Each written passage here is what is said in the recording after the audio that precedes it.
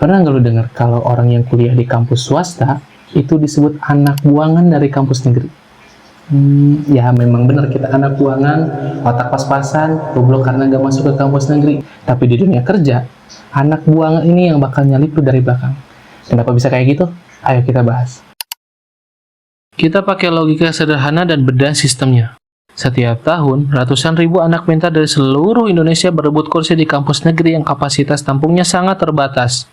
Jadi, kalau lu nggak lolos itu bukan karena otak lu nggak mampu atau lu kurang pintar, tapi murni karena masalah matematika kuota. Menilai kecerdasan, masa depan, dan potensi kesuksesan seseorang hanya dari satu kali ujian seleksi berbasis komputer itu sangat keliru dan dangkal.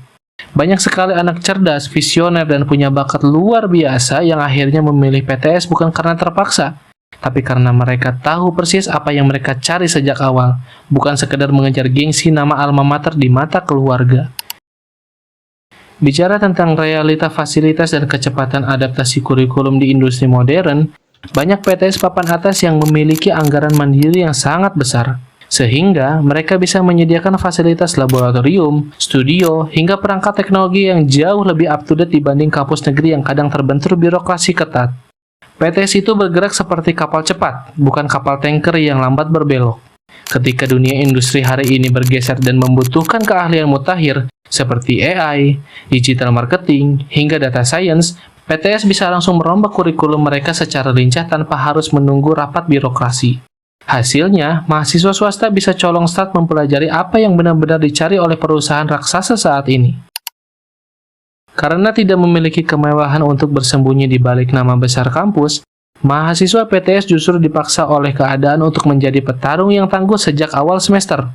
Jadwal kuliah di PTS seringkali jauh lebih fleksibel, yang memberikan ruang bagi mahasiswa untuk magang, mengambil sertifikasi profesional, hingga membangun bisnis sendiri sebelum mereka lulus. Ketika hari kelulusan tiba dan semua orang berdiri di garis start dunia kerja, HRD tidak akan membayar warna jaket alma mater lu, melainkan solusi dan value apa yang lu bisa bawa ke meja mereka. Disitulah anak-anak swasta yang sudah terlatih mandiri ini seringkali melompati mereka yang dulunya merasa di atas angin hanya karena status negerinya.